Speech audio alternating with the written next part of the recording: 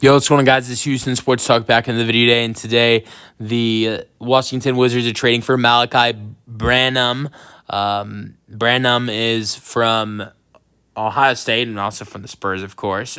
He was the 20th overall pick for the Spurs in the 2022 NBA draft.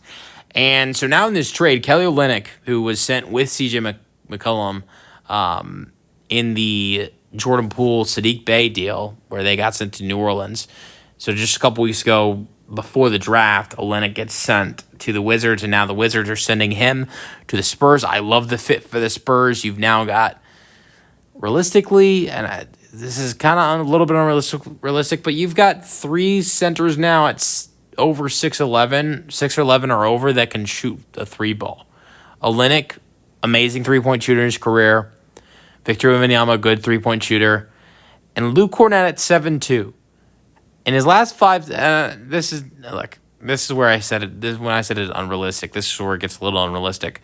Luke Kornet in his last 5 seasons has not really been known as a three-point shooter, shooting a little bit below 30% from three in his last 5 seasons. But that's because he doesn't shoot the ball.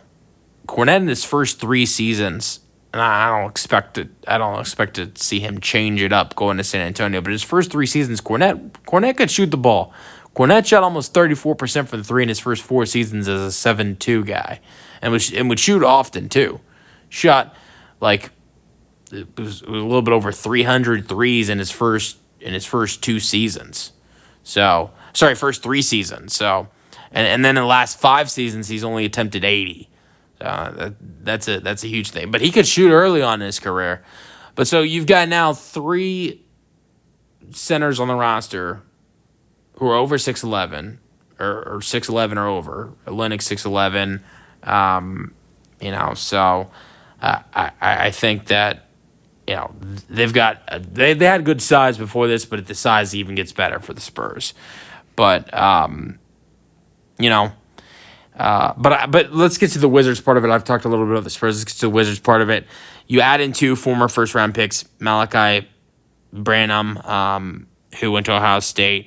They also get Blake Wesley in this deal, and they get a second-round pick as well. Look, neither one of these guys have really panned out. But, look, you can look at... you really can't look at Blake Wesley with this, but you can look at with Malaki in his first 2 seasons. He got opportunities and played well. Just this season, didn't get opportunities, and that's really it. I think he has potential. And that's the thing I like about this Wizards team right now. They're adding in a lot of guys that are development pieces but have great potential. As a Rockets fan, Cam Whitmore is one of those guys. He's got great potential. I look at the Chris Middleton trade. They got A.J. Johnson. It might be a lot of developing with A.J. Johnson, but he's got potential. They just drafted Trey Johnson and Will Riley, and now you trade for Branham and Blake Wesley. So there's a lot of development. Alex Sarr getting drafted last year. Bayo Coulibaly. I think those guys are maybe a little bit more developed than the others, Coulibaly and Sarr. But there's a lot of young guys. Bob Carrington. Keyshawn George. There's a lot of young talent around on this team. But I think, and then you've got all this young talent, and look at all the mixed veterans with it. If you noticed, one of the things is most of the guys I just mentioned, most of them are guards. A good chunk of them are guards.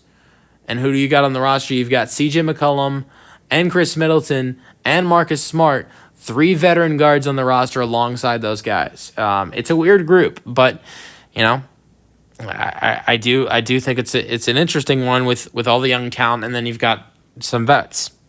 But like I was talking about, he played well in his first 2 seasons. Just didn't get opportunities this year with them. Look, they added in Harrison Barnes going into the season. Then they added De'Aaron Fox. They added Chris Paul and Harrison Barnes going into the season. Then added in Fox. Wemby was a little bit more healthy to start off the year. He played 47 games this year, averaged 5 points per game. But you look at his first 2 seasons, 9 points per game, 2 rebounds per game, 2 assists per game in his second season, playing 21 minutes per game. A great thing with him is he's a solid three-point shooter, 40% this year, 35% in the 2023-24 season, averaged 10.2 points per game in the 2022-23 season, his rookie season, shooting 44% from the floor. So, but then you look at Blake Wesley, and look, he was the 25th overall pick in that same draft, so they were close. They were drafted very close to each other. Wesley was, he went to Indiana for college, and Notre Dame. It was Indiana where he went to high school, but Notre Dame was where he went to college, and he just hasn't played well. You can look at Branham and say, oh well, he just didn't get good minutes in his third season. His first two seasons, he got good minutes and played well. Blake Wesley really never has played well, but at the same time, has never got great minutes. He averaged 18 minutes. Look, the thing I look at is the one season he got good minutes in his rookie season, got 18 minutes per game. He shot 32% from the floor. The next two seasons, his field goal percentage got better, but that's because he was shooting less, 47% the second season, and then this season, 44%. But that's because he was playing less, shooting less. The most points per game he's averaged in a season is 5. So I'm not too high on Blake Wesley. I don't know if he'll last too long on the roster. But the guy I would be high on is Branham. If you can develop him right. Both these guys are still 22 years old. Then you can just add on the fact they got a second-round pick with it. So not a bad trade I think it's a good trade for both teams, honestly. This is a win-win trade, I believe.